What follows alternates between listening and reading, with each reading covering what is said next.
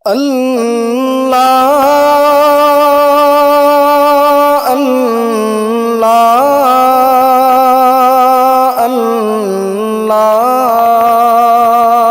اللہ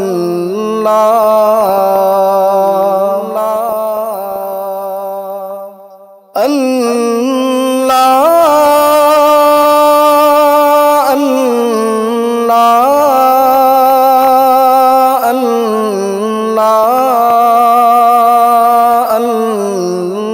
ناظرین گرامی، السلام علیکم ورحمۃ اللہ وبرکاتہ۔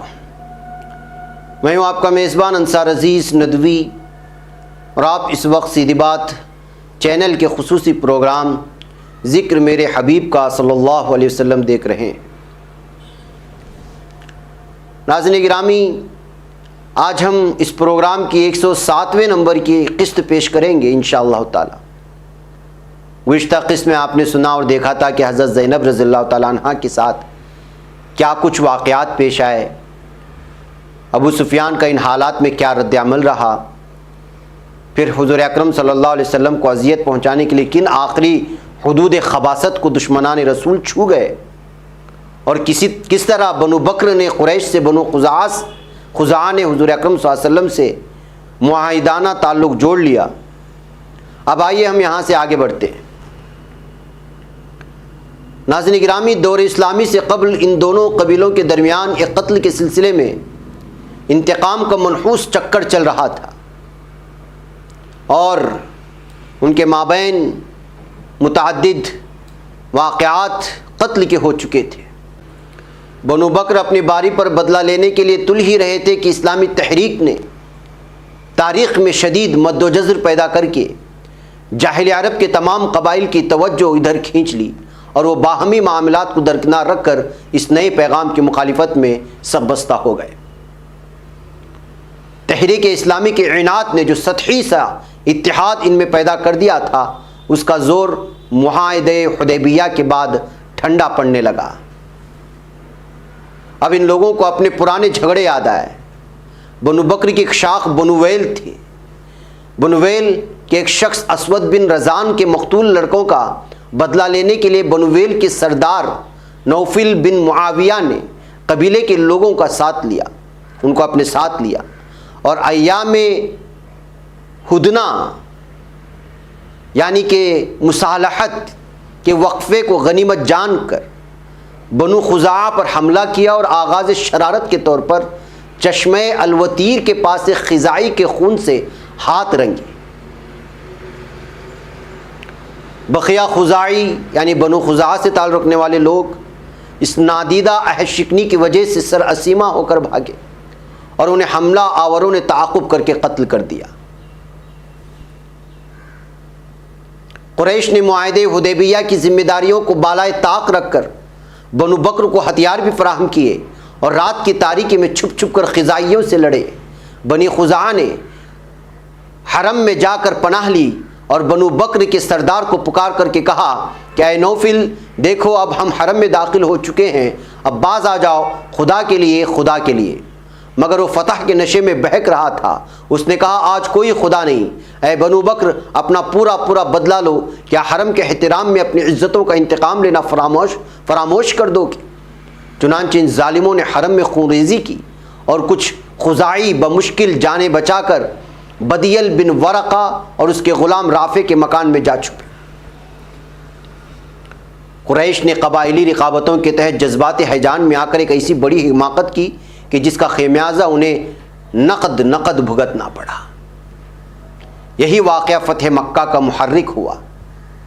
قریش نے قطعاً نہ سوچا کہ تحریک اسلامی کی لمحہ بلمحہ آگے بڑھتی ہوئی طاقتور رو کے مقابلے میں ان کی قوت اخلاقی اور سیاسی دونوں لحاظ سے حد درجہ گر چکی ہے، اور ان کو پھونک پھونک کر قدم رکھنا ہے۔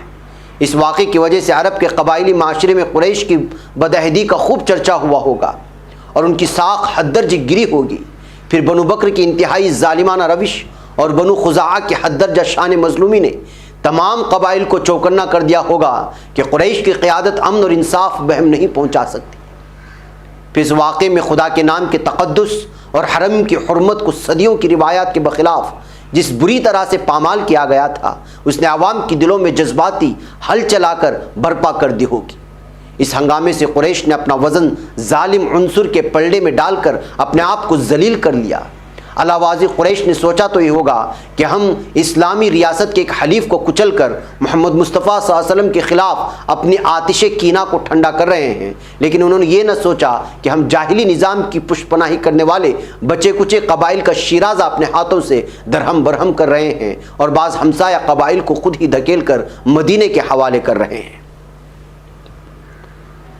ناظرین، دراصل ہر بوسیدہ نظام اور ہر فرسودہ قیادت جو اعلیٰ اصول و مقاصد اور اخلاقی معیارات اور تعمیری نقشہ تمدن سے محروم ہو کر محض اس منفی مقصد کو اپنا لے کہ وقت کے افق سے ابھرنے والی ہر اصلاح اور تعمیر کیش قوت کو کچلنا ہے، اس کی تقدیر یہی ہے کہ اس کی عقل اسے حماقتوں کی راہ پر لے جاتی ہے، اس کا زور اسے ضعف کے گڑھے میں گراتا ہے، اس کا احساس برتری اسے ذلیل کرتا ہے اور اس کی پیش قدمی اس کی پسپائی کا موجب بنتی ہے۔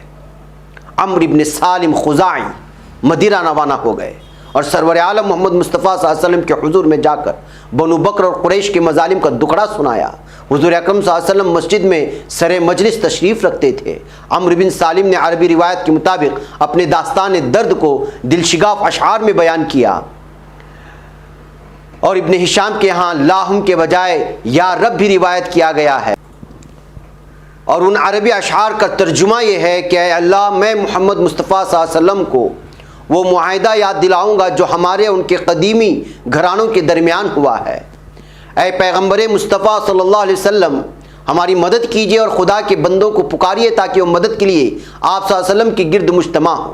ایک ایسے لشکر جرار کے درمیان اٹھیے جو سمندر کی طرح معجزن ہو کر جھاگ اٹھا رہا ہو، کیونکہ قریش نے آپ صلی اللہ علیہ وسلم کا معاہدہ توڑ ڈالا ہے۔ انہوں نے ہمیں رات کی تاریکی میں تیر کے پاس آ لیا، سوتے میں ہم پر حملہ کیا اور پھر ہمارے لوگوں کو رکوع و سجود کرنے کی حالت میں گھائل کیا۔ تو جواب ملا، نصرت یا عمرو بن سالم، یعنی اے عمرو بن سالم، تمہاری امداد کی جائے گی۔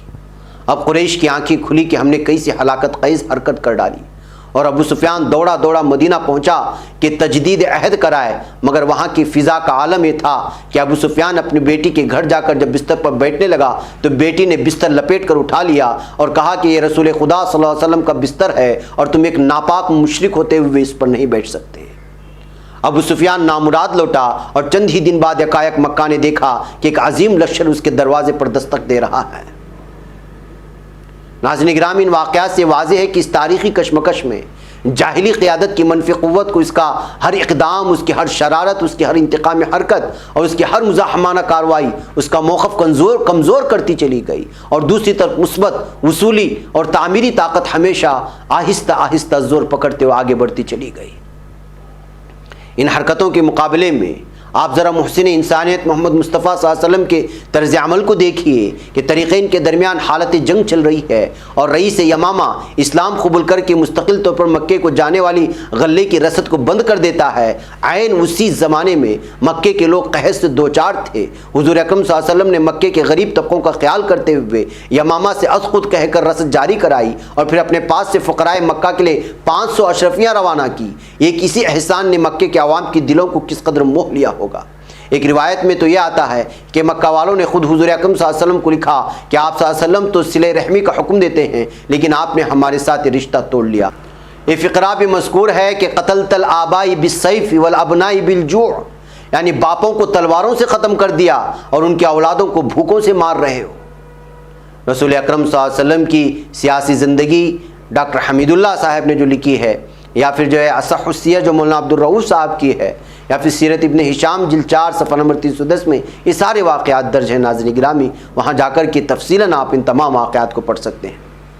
وہ ناظرین گرامی، وقت ہو چلا ہے، آئندہ قسم میں ہم انشاءاللہ سیرت رسول مقبول علیہ الصلوۃ والسلام کی اس زندگی کی تفصیلات پیش کریں گے جو تلواروں کے سائے میں گزری ہے۔